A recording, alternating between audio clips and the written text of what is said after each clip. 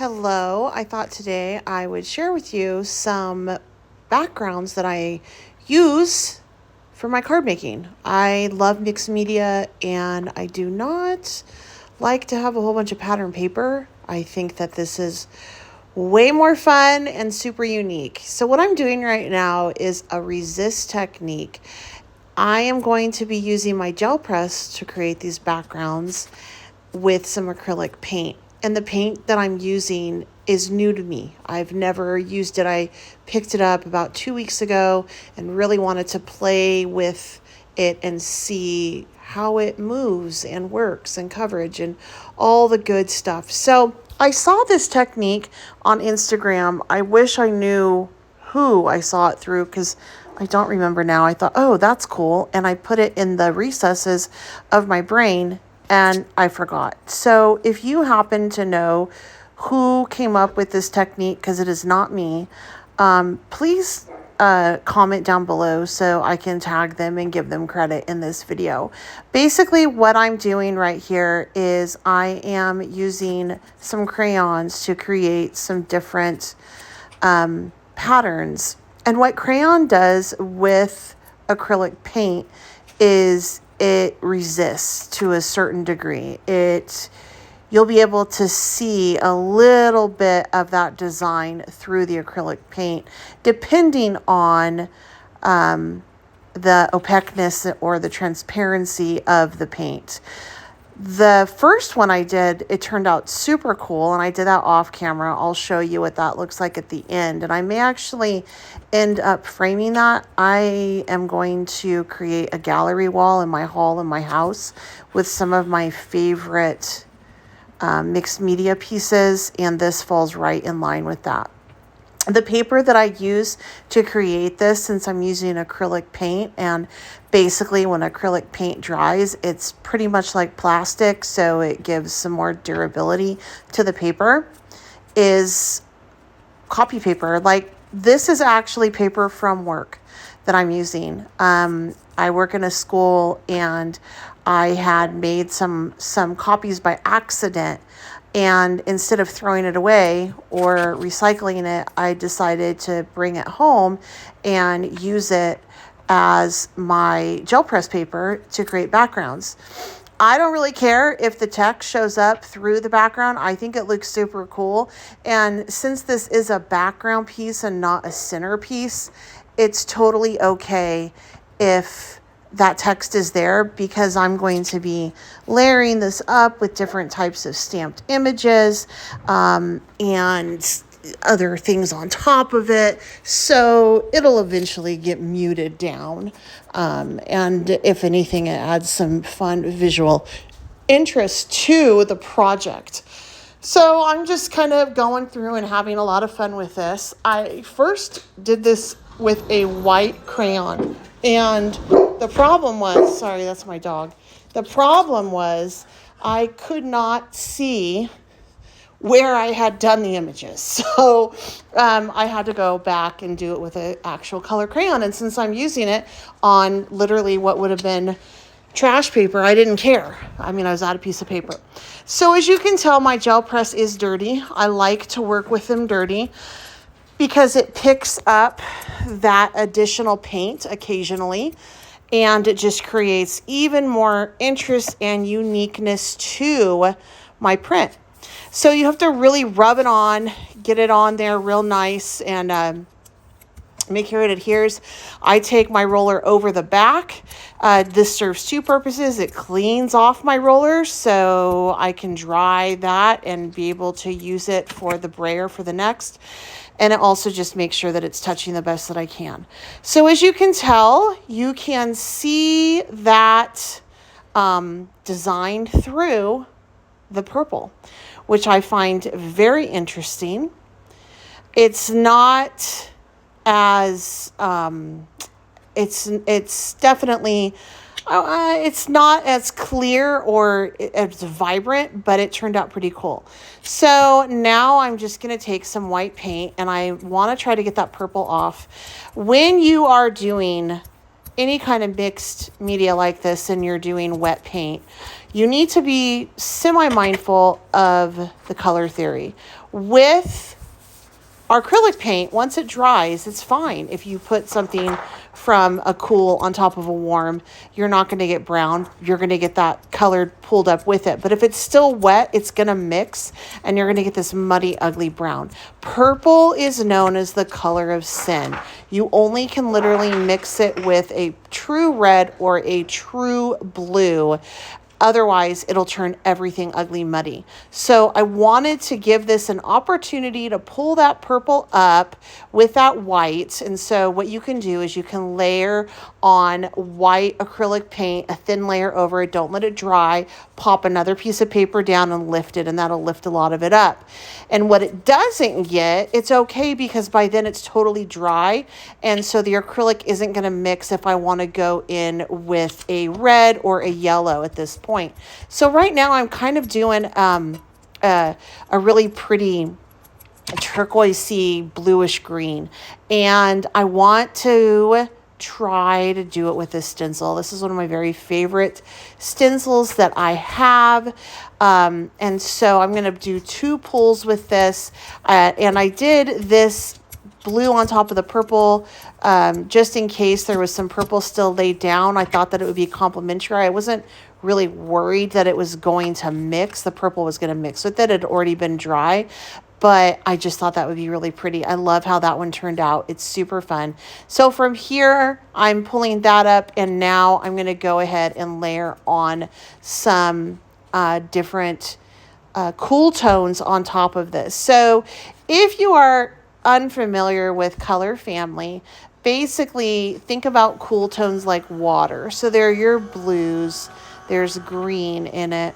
And then think about your warm tones as things that are hot, so fire. So red, orange, yellow. Those are all of your warm tones. Now you can mix, blue with yellow and get green, and that's okay, but you don't want to put like green down with orange because there's too many secondary colors there. Those are a secondary color, not your primary, and then that's when you end up getting like some mud. So the gel press is a fun way for you to be able to experiment with color theory and learn what colors mix, what types of mediums will mix, what types will not mix. I really like to use acrylics because, like I said, once they dry, it's plastic. It gives a little bit more durability to my background. And also I don't have to worry about reactivating that if that would have been like a watercolor that dried and then I put a different color from a different color family down, then it would reactivate it and boom, now I have a muddy mess. So I like acrylic colors. So this is a great way, a cheap way that you can learn about color theory is just to use a gel press if you have one and pop down some different color paint and see what works and what doesn't. So this one turned out being really lovely. The subtleness of that stencil comes through in that as well. Again, I don't really care if these turn out gorgeous or not because I am using paper that was probably going to be thrown away or recycled. So, I'm not out anything. I'm out a little bit of paint. And the amount of paint that I'm out is microscopic compared to what is in my bottle of paint there. So the journey is the most important thing. And I can get from each of these, this is an 8.5 by 11 piece of paper, I will be able to get 1 to 2 card bases off of it. And then I can make some additional little elements. I like to make 3D flowers out of these. I like to do collages on a canvas or in my journal where I tear paper up or I cut interesting shapes to create different scenes. And all of that, it doesn't really matter what you have going on in the background of a background page. So really embrace using your junk mail even with this. I do not encourage anyone to go out and spend a fortune on good paper that they're going to gel press print with. That to me is just, it stresses me out. I don't want to ruin my paper. And why do that when you can, just take paper that was going to be shredded or, recycled and just use it in your art, upcycle it. I don't want to say it's sustainable because it necessarily won't be if I have paint on it. I can't necessarily throw that in a recycling bin at that point. So I get it. But I just went on a ramble, and I'm not a scientist or an environmental specialist. I care about the environment, but that's kind of where my thinking is. I love to upcycle and just do things that are, why go spend money on my hobby when I can use what's in my stash? And paper can get expensive. So any way that I can use what I get in the mail, literally, newspaper is fantastic with this. I'm gonna. And if you're using acrylic paints, it really helps create a background that won't necessarily fall apart on you. And to adhere so what I do is I'll cut this down to, let's say I have a card base that is 4.25 by 5.5. I will cut down my print that I create here, these background prints, to a 4 by 5.25. And I will use rubber cement to adhere that to the card front. And now it's not going anywhere, and it's going to be fantastic. I love rubber cement. It's my very favorite adhesive.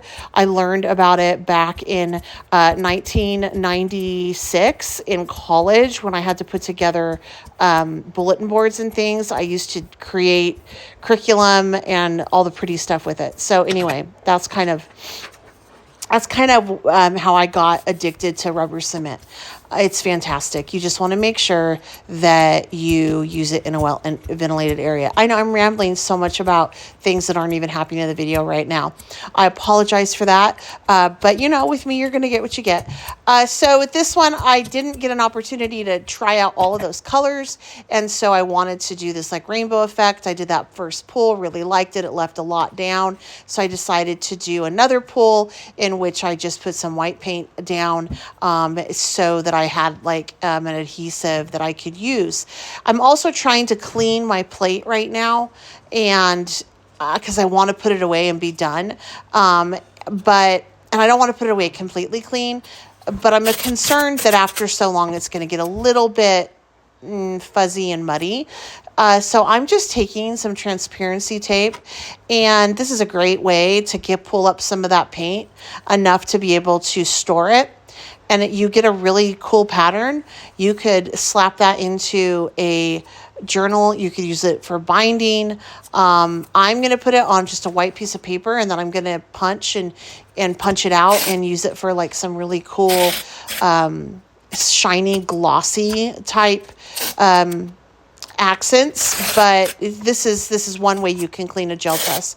If you want it completely clean, the easiest, best, cheapest way is to take instant hand sanitizer, rub it all over the gel press, and then the paint will come right off and it'll be as good as new. But I always like to leave a little bit something on there for next time. I think it adds some really cool visual interest to the projects that I do, makes them super unique and mixed media, which is kind of my jam. I really enjoy that. I can do the clean and simple stuff with the cards, but I like to get in there and do stuff like this. But see how cool that is? Look how cool that tape is. And the tape is still sticky and adhering just fine. And so once I get this done and I get this all pulled, I'm going to take that gel press plate and I'm going to store it in my clamshell. And that way, and then I don't put anything on top of it. I kind of store it upright. That way it protects the gel press plate, and I'm good to go. You also never want to use a gel press on a natural wood or anything like that because it will stain. If you're interested in any of this, I highly recommend you go over to Blick, or I'll leave a link down below so you can find all of this stuff online. That's some paint right there.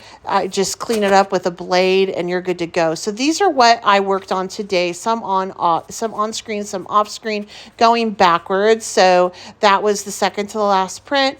And so we're just going to work our way backwards. Now I have some fun things that I can create cards on. I hope you guys enjoyed this video. You found it informative and that it inspires you to go out and create.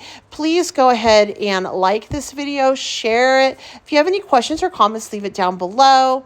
And check out my links provided. Again, this isn't monetized or anything, so it helps me out when you guys at least shop the links and share. Until next time, I am not Bets Golden.